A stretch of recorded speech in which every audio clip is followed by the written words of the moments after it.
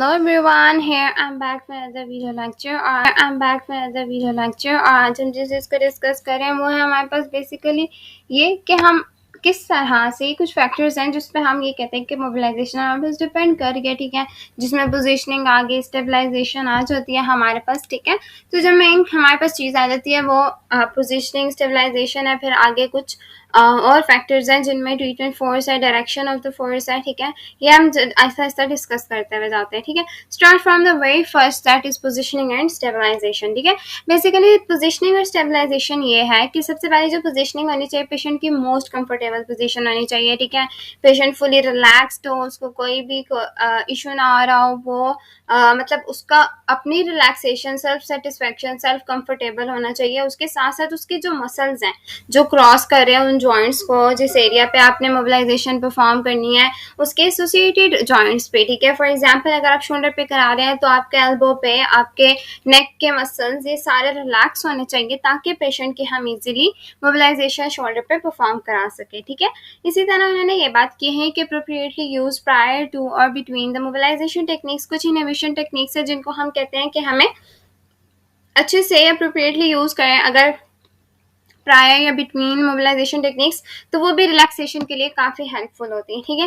Positioning mainly depend करती है patient की कंडीशन के ऊपर, ठीक है। फॉर एग्जांपल दो तरह की, जैसे हम पहले भी बात कर चुके हैं कि अगर उसको डिस्कस करते हैं। पहले हम ये देख लेते हैं कि एग्जामिनेशन अगर हम सबसे पहले कर रहे हैं किसी जॉइंट का, अगर हम एग्जामिनेशन करते हैं या फर्स्ट ट्रीटमेंट हम उस जॉइंट प्ले पे अप्लाई कर रहे हैं, ठीक है।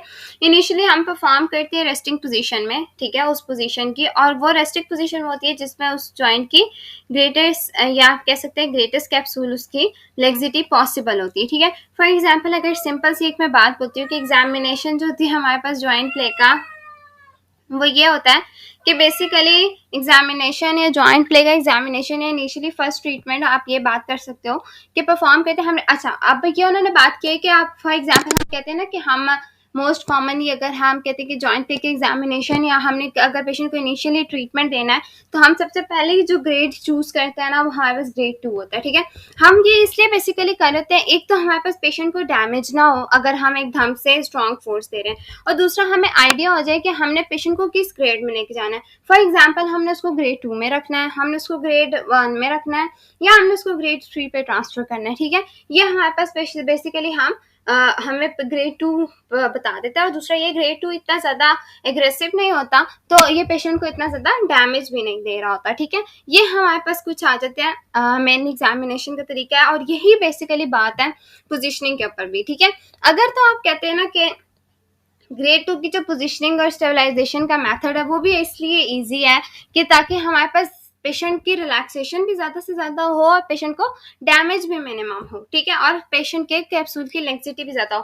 फॉर एग्जांपल हमने यहाँ पे बात की हुई है कि हमारे पास एक जॉइंट की कन्वेक्स सरफेस है, ठीक है, और ये हमारे एक जॉइंट की कनकेव सरफेस है, ठीक है, कन्वेक्स सरफेस है, और ये हमारे पास कनकेव सरफेस है। अब हुआ ये कि जो हमारे पास जॉइंट की सरफेसेस होती हैं वो मैक्सिमली आपको, हमें ये भी चाहिए होता है कि इनके दोनों के बीच स्पेस हो ताकि हम इजीली मोबिलाइजेशन परफॉर्म करा सके।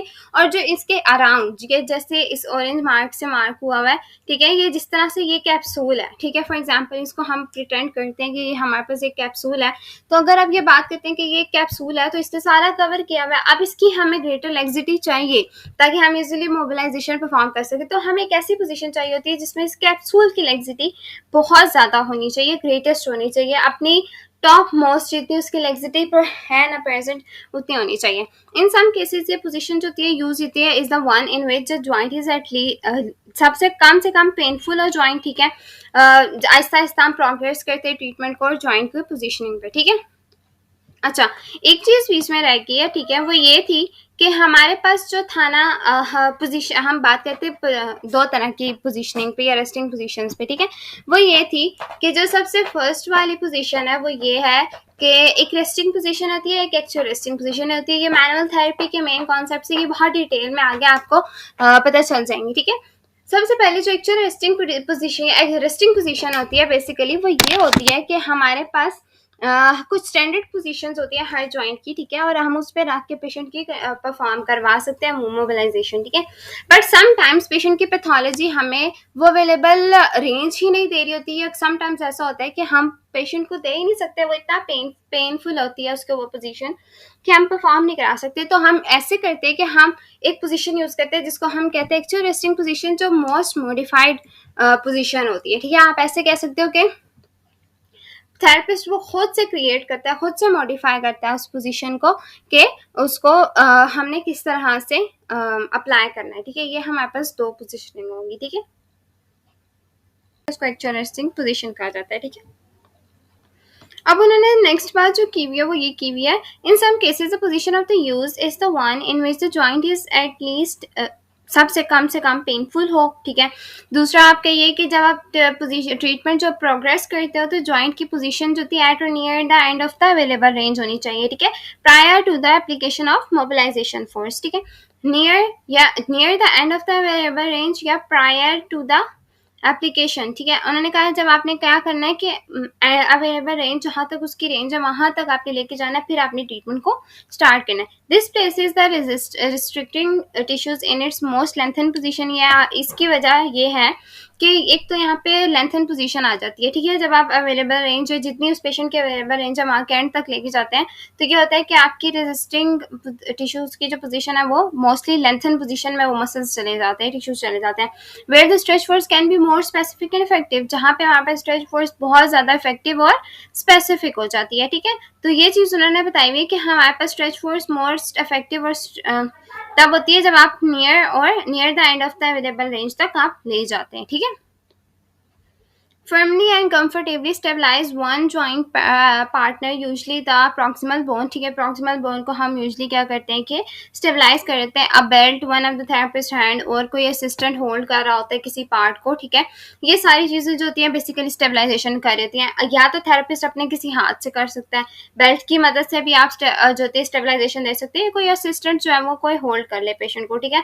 सो आप इस तरह से स्टेबलाइजेशन दे सकते हैं किसी एक बोनी पार्टनर को, मोस्टली प्रॉक्सिमल को ही हम दे रहे होते हैं, ठीक है। अप्रोप्रिएट स्टेबलाइजेशन प्रिवेंट करती है unwanted stress to the surrounding tissues और जॉइंट, ठीक है, जिसकी वजह से हम कहते हैं कि स्ट्रेस फोर्स जो होती है मोर स्पेसिफिक होती है और मोर इफेक्टिव होती है, ठीक है। ये हमारे पास थी कुछ मेन चीजें, ठीक है।